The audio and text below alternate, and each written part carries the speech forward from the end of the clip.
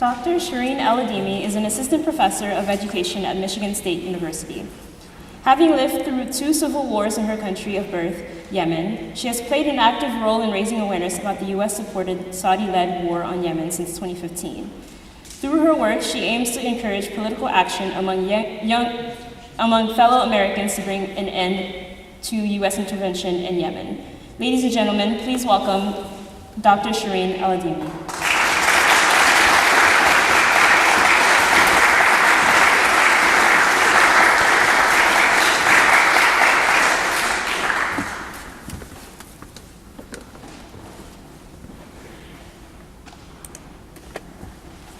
Good evening. It's good to be here among you today, and it's good to be in the company of Dr. Cornel West.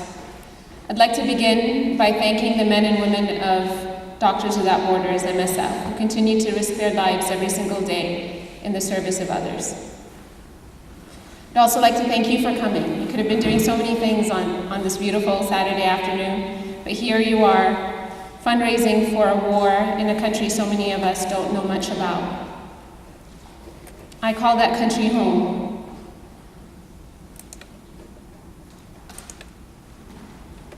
And today I'd like to tell you about how Yemen turned into the world's worst humanitarian crisis and what we could collectively do to end this war.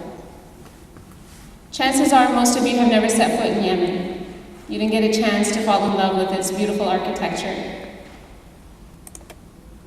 You didn't get a chance to be enchanted by its islands or enjoy the hospitality of its people.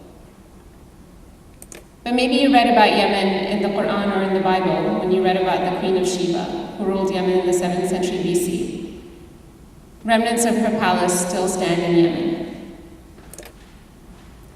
And for those of you who enjoy your coffee every morning, you have Yemenis to thank for introducing it to the rest of the world and for exporting it through the port of Mocha. This is where I was born, in the city of Aden. Aden was once the capital of South Yemen. You see, Yemen was divided into north and south by colonialists.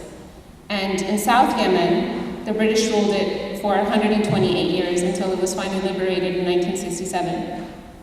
It then became the Middle East's only Marxist government, the People's Democratic Republic of Yemen. Meanwhile, North Yemen, with its capital Sana'a, had been under Ottoman rule until 1918, after which it was ruled by the Mutawakkilite Kingdom, until it finally became the Yemen Arab Republic in 1962, following revolutions. But Yemenis have always viewed themselves as one people, and my parents tell me that the goal was always to reunite both parts of the country, North and South. This finally happened in 1990 when both countries united. I left Yemen at the age of 2 to India with my family. And when I left, it was divided. When I came back, it was united. But we'd spend every single summer in Yemen, spending time with family members, mostly in the port city of Hodeidah. And finally, after 5 years, Yemen became home again for me. When I came back, I had to learn how to read and write in the language I already spoke. I had to learn how to sing Yemen's beautiful national anthem, which begins with a call. It begins with these words: "Repeat, O world, my song, echo it over and over again."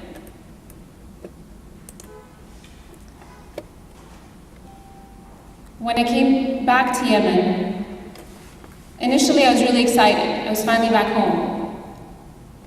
But only 3 years later, a civil war erupted when the South seceded from the North. Life as I knew it changed that summer of 1994. I spent my days listening to the sound of bombs from far away, and in the evenings I'd leap from my bed and watch across the sky as what looked like a light show really between anti-aircraft missiles and planes dropping bombs. Toward the end of the war, I'd run back home and I would see army vehicles picking up little boys who looked like they would be ready to handle a weapon. If you've ever lived through war, you wouldn't wish it on your worst enemy.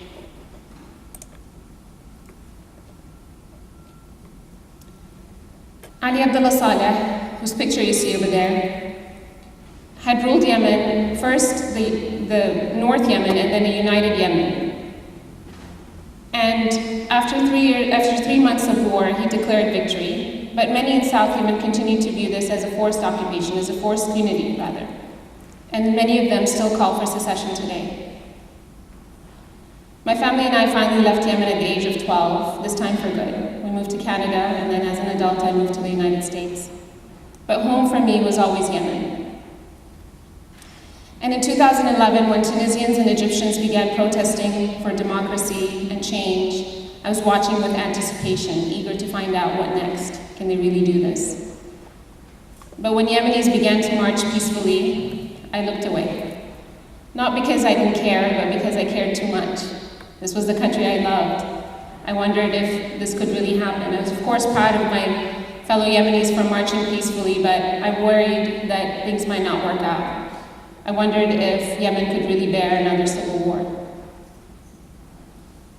By 2015, the hope of change that began to emerge in 2011 was long gone and replaced with uncertainty and civil unrest. Saleh had resigned as president in 2011, but he remained the most powerful man in Yemen.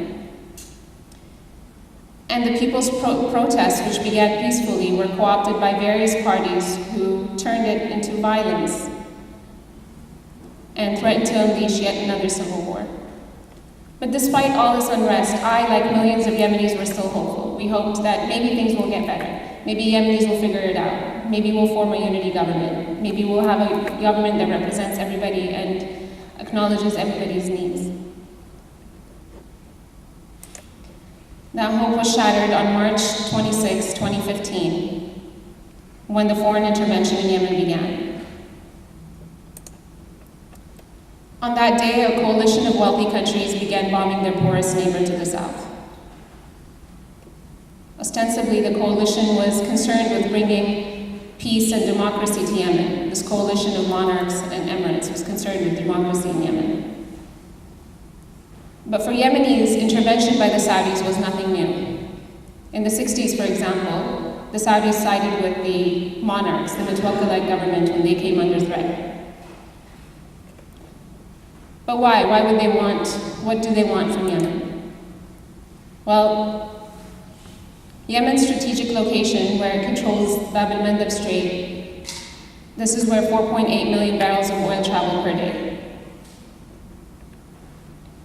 At the time of the war, I was a doctoral student at the Harvard Graduate School of Education, and I was just beginning to choose my dissertation topic, how to improve students' literacy outcomes through classroom discussion. And here I was, eager to learn more about what just happened. I heard from family through WhatsApp that there's a war that just broke out. But nothing was really showing on the news. So desperate to find out more, I created a Twitter account that same day. I wanted to know why the Saudis were bombing and how long it would last. This is what I found. I found Yemenis calling out to the rest of the world, telling them that their cities were being bombarded, that civilians were being killed. But few seemed to notice. So many people just seemed to look away. Despite its severity, the war continued to be neglected. Maybe it was too confusing to sort out, to understand. Maybe it was too difficult to confront. And as it went on, maybe it was too difficult to change. I also learned very early on that my government, the United States government, was responsible for fueling this war from the very first day. So I did what I knew how to do, which was right. I wrote a letter to my senator at the time, Senator Warrens, and I urged her to introduce legislation that would end the U.S. involvement in the war. I then posted that letter online so people could use that text and write their own letters. I created a petition, and very reluctantly, I began to speak about this publicly. This remains very difficult for me to do, but I continue to do it because I have to. I was convinced that when Americans learned about this war, they'd be outraged, and they would turn that outrage and horror into action, and they'd want to end it. I was right. Many have called this war forgotten, but I really think it's just ignored, neglected. until recently, it was barely covered by mainstream media sources. So even if you're following the news closely, you may not know about the intricacies of Yemen. You might not know the extent of US involvement in this war. But what's shocking is that this isn't a conflict in which we play no part. Children in Yemen are not starving because of a natural disaster like a drought. Sunnis are not fighting Shias in some faraway land. This is our war. The United States is responsible for fueling it. Our government has engaged in a war so brutal, it kills a child every 10 minutes of starvation and disease. So far, at least 85,000 children have died of malnutrition and diseases like cholera, which are completely preventable and treatable. A war so unjust has killed over 60,000 people from the violence. A war so inhumane it violates every international humanitarian law through its blockade of the entire country by land, air, and sea. This blockade that prevents people from gaining access to most basic needs like food, water, medicine, and even the opportunity to escape. Some call these war crimes, others have called it a genocide. Since 2015, the US government has also been supplying the Saudis with billions, tens of billions of dollars worth of weapons. Weapons like the one that dropped on a school bus full of children, killing 44 schoolboys on August 2018. Or the one that dropped on a funeral in October 2016, killing 140 people. Or the one that was just dropped last Monday on a Save the Children hospital, killing 4 children and 3 adults. These bombs are dropped every single day, whether you hear about them in the news or not. Our government not only provides these weapons that are used to end Yemenis' lives in such brutal ways, they also help the Saudis and the Emiratis choose targets in the command room. They train their soldiers, maintain their vehicles, and refuel their aircraft mid-air. They also provide political cover for the Saudis at the UN and allows them to investigate their own crimes over and over again and continue to kill civilians with impunity. Our government does everything but pull the trigger, but they're just as responsible as those dropping the bombs. And their support for this war continued despite Congress declaring it illegal and in violation of our own federal laws. It continued despite the mounting casualties, despite photos of emaciated children's bodies who were too starved to even produce tears began appearing on our screens and our newspapers. It continued despite bringing 14 million people, half the population of Yemen, to the brink of starvation. It continued even as schools, homes, markets, funerals, weddings, hospitals, including Doctors Without Borders hospitals that were bombed on 5 different occasions, even after Doctors Without Borders began providing the coordinates to the coalition. It even continued when evidence surfaced that the Saudis and Emiratis were working with America's foremost enemy, Al-Qaeda. Today, Yemenis are living through horrific conditions. Parents have to make the impossible choice of providing food or medicine to their children. Most can't afford both, and millions can't afford either. In short, we're witnessing what the UN has called the world's worst humanitarian crisis. And yes, this war did begin as a civil war. The Houthis, who are a group from northern Yemen, had long clashed with President Saleh, and in 2014 they marched toward the capital Sana'a, took it over, and pressured the interim President Hadi to form a government. He resigned, then fled to Aden. They chased him there, and days later Saudi Arabia began bombing. But now, with the involvement of so many different countries, this civil war has escalated, and countries continue to profit from it, whether they're helping in the bombing or whether they're selling weapons and making money. Countries like Canada made billions of dollars from this war, even as they uttered concerns for the human lives they helped end with the weapons they sold. When we read about horrors of the past, we say, never again. But for the past 4 years, Yemen has been our never again. But we can change this. We can say, not in my name. In the last 4 years, anti-war activists around the country have lobbied Congress to stop ignoring this war and to take back their constitutional war powers. And while the road has been marred with one setback after another, we've still seen some victories. Most recently, the Senate passed SJ Res. 7, a bill invoking the War Powers Act of 1973, a federal law that authorizes Congress, not the president, to declare war. Every president since 1973 who's declared war has done so in violation of our own federal laws. Yet Congress has never challenged any president until now. We're now waiting in anticipation for the same bill to pass in the House. At the beginning of this talk, I told you how the Yemeni national anthem begins. Now I'll tell you how it ends. It ends with the words, "And my heartbeat shall remain Yemeni. The world shall never see a foreign guardian upon my land." These are not just patriotic words. These are values and principles that so many people cherish and hold on to across the earth. Notions of sovereignty, independence, freedom to determine one's future. In this assault, Yemenis are outnumbered and outgunned, but they, like everyone else, deserve to live in peace. And they deserve to have the chance to control their own destiny without foreign intervention. One day, hopefully in the near future, this war will be over, and Yemenis will begin to rebuild what's left of their country piece by piece.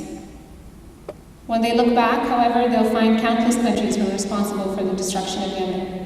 Countries like the US, the UK, Saudi Arabia, the UAE, and so many others who have participated in the killing and starving of Yemenis. But they will also find heroes. People like you who did not hesitate to stand in opposition of their government's unjust war in Yemen. Unlike me, most of you have never set foot in Yemen. You don't know the sounds of my country, nor the smells, nor the tastes. Yet here you are, here you've been,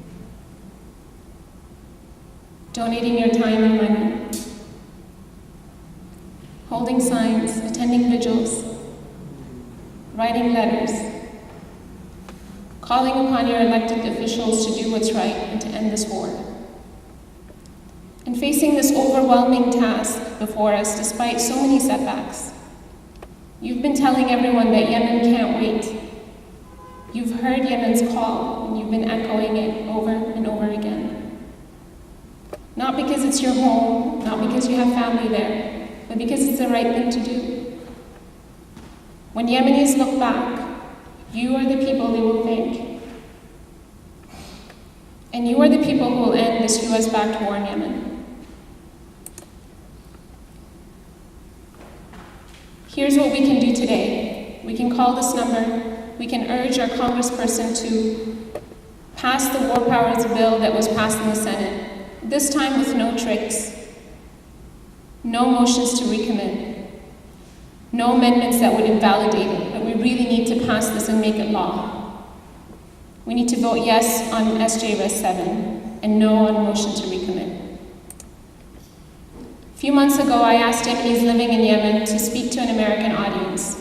900 people responded to my tweet. I selected 100 of them and I translated them for an article in these times, and you can read that here.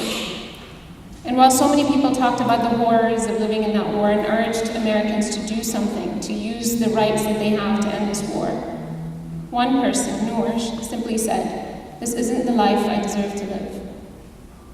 This isn't the life anyone deserves to live." So thank you for your solidarity for Yemen, and thank you for your advocacy. Thank you.